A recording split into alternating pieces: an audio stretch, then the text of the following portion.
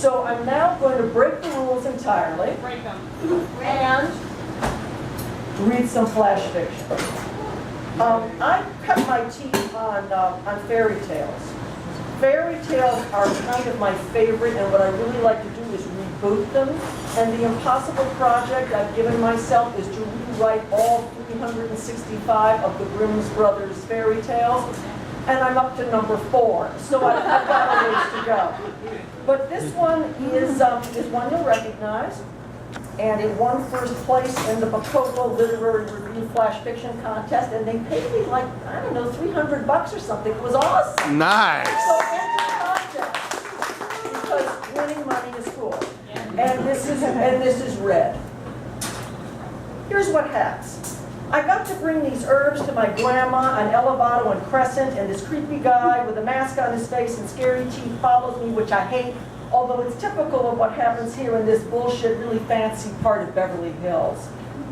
My mom and me live in the Bev Hills Flats. South Central, my friend's mom, Anastasia, calls it, but that's bullshit because this is not South Central anything. We are rich, just not as rich as the people who live above Wilshire, who are not as rich as the people who live above Sunset. Like my psychiatrist, Dr. Clancy, who lives so high up it isn't even Bev Hills anymore, but someplace even fancier. She lives in a house filled with frog statues. They are the safest animal, she tells me. I shrug. Frogs are boring.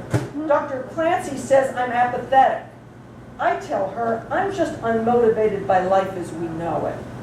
Then we pay her $300 for the visit. I run up the long blocks from Little Santa Monica with my red shirt and my red lipstick and my red bra and my red Converses. I like red. Red, the color of menstrual blood. Red, the color of Moesha's hair the time she didn't go get it done at Juan Juan, but insisted on doing it at home in the bathtub. Dude, that was red. This creepy guy comes out of nowhere with a mask full of teeth or something. I can't quite see him, and it's getting dark. I don't like guys. I prefer girls. Girls are so pretty. Then there's the matter of the penis. I mean, penises are bulbously ugly, aren't they? Grr, says this person with the mask, or maybe it's his face, I'm not really looking. Get lost, I say. I took karate. He laughs or growls, and now he's walking next to me, close. Grr, he says softly. I look at him, and you know his face looks like a mask, but isn't. That doesn't freak me out, since all these movie and TV actors have the weirdest ass plastic surgery done in LA so as to get an audition for something, anything. It's competitive here. Cutthroat. He's still walking next to me, and he's super tall. He forks out his hand, which is like a claw, and it's really hairy, and you just have to wonder how hairy his balls would be. Those kind of freak me out, too. I mean, they're all absurd and jangling and kind of desperate and humiliating. To have all that hanging out of you, I mean, come on. The male genital package, I don't get it. Anyway, he pokes those claws into my paper shopping bag from Dr. Maria Campanelli, who sees patients on La Cienega and wears black leather pants, even though she's over 60, but then she's Italian. And if you're an Italian woman, I swear you can rock anything leather, even if you're dead. Get your mitt out of my bag, I tell him. Then I slap that weird-looking paw of his away. Naughty, naughty, I scold. Although this is a little bit fun, and makes the walk more interesting. He yelps and falls back a few steps, but still he's with me in the corner of my vision. I glance back. His eyes glitter now, or perhaps it's the streetlights that have come on, reflecting. I have to go, I say. To Grandma. I point. He's a doofus, and he's never getting anyone with those hands and those teeth and those for sure 2 hairy balls. He says grr one last mournful time, falls back into the shadows. I walk another block to Grandma's house, ring the bell. Nothing. The maid is left. They always do this, my mom says. You have to watch them like a hawk, she tells me. This time Sonia has not only left early, but has left the back door wide open. I go inside and call Grandma, but she's not in the family room or the billiard room or the great room or the library.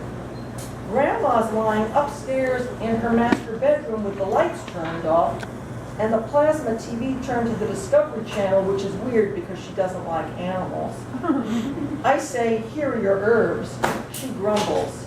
I can hear from her voice that she's sick. The TV like scampers across the 200 count per kale, but does not illuminate her face. What's the matter? I say. Grandma throws back the covers. I see enormous balls. I'm not scared. They look so interesting. I crawl onto the bed to inspect the situation. The balls look like hills, mounds, and soft clouds in the flickering TV light. I put my hands around them, wiggly, the thighs surrounding them covered in a thick pelt. No, shouts someone with an Italian accent. No acting out, yells someone else with an accent that is all psychiatrist. The LEDs come on. Dr. Clancy and Dr. Campanile run over to the bed. Dr. Campanile is holding an axe. Dr. Clancy is waving her blackberry with one hand and a steak knife with the other. Grandma, who isn't grandma, of course, growls softly, raises long, shaggy arms. I jump out of the bed. The arms stay up. Will you do the honors, says Dr. C1 to her associate. Dr. C2 grunts her assent. She is, after all, the lesser doctor. And as for you, young lady, says Dr. C1, we need to talk about the displaced primal scene.